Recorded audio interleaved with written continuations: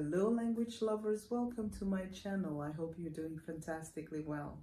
The UK has the largest South African diaspora with about 235,000 people. Mozambique has the largest South African diaspora in Africa with just over 20,000 people. This number surpasses the number of South Africans living in Ireland, Switzerland, France, Italy, Spain, Sweden, Belgium, the prosperous West. People don't just live in neighboring countries just because it's next door. The fact that South Africans who have a high standard of living and can easily live in the West choose to live in Mozambique says a lot about this country. Among many good things, South Africans in Mozambique are not randomly attacked just for the sake of being foreigners or making it big in Mozambique. Now, don't get me wrong, there is criminality in Mozambique, but there's no such thing as concerted practice of ganging up foreigners just because they are successful. Yes, South Africans don't just attack illegal immigrants, they also attack successful legal immigrants. You see, there's all sorts of violence in South Africa. It is the most violent country in Africa outside the context of war. And violence has always been there. They've always been violent against each other.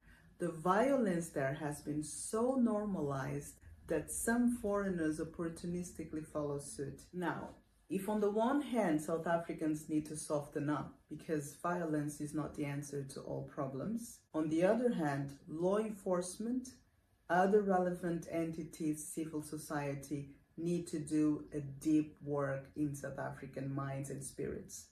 Just do your job. And regarding crime, tackle it as it should be tackled.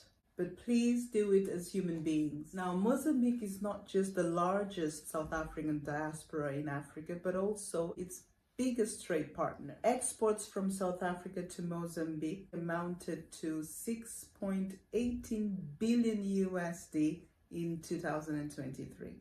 And that was more than South African exports to the UK, for example. Now, obviously, all the Mozambican protests have negative impact for Mozambican economy, but that's not what we're talking about today. With the political unrest in Mozambique, seeing protesters forcing the closure of the border between South Africa and Mozambique, through which South African and Eswatini trucks cannot enter Mozambique, South Africa's economy is suffering a great deal and the despair is pouring out. In terms of numbers, South Africa is losing just over $500,000 USD per day.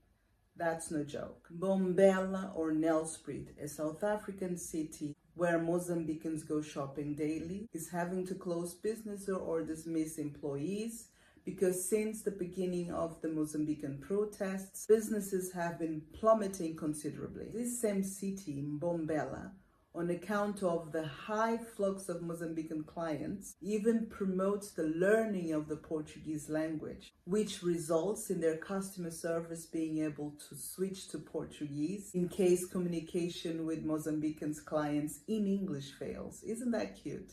Similar dependency applies to Eswatini, that additionally uses Mozambican ports to export its goods to the West, given that it is a landlocked country. Now, all this to say two things. One, we are more interdependent than we would like to think. South Africa cannot be as powerful as it is alone. Even the poorest countries are capable of boosting its economy.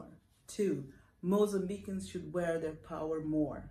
Perhaps this political unrest should be considered as an aha moment as to what Mozambicans can do in times of xenophobic attacks in South Africa, for example.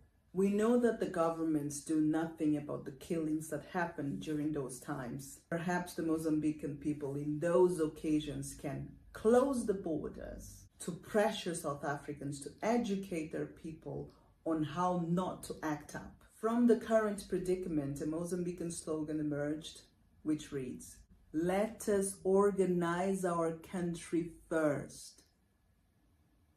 En dit wordt uitgedrukt als verzetting tegen alle pogingen om de demonstraties te ondermijnen in naam van alles wat superieur zou zijn aan de Mozambicaanse strijd voor electorale gerechtigheid en echte welvaart. This was all for today. Thank you so much for watching. Please comment and don't use stones on your comments, please. Be kind.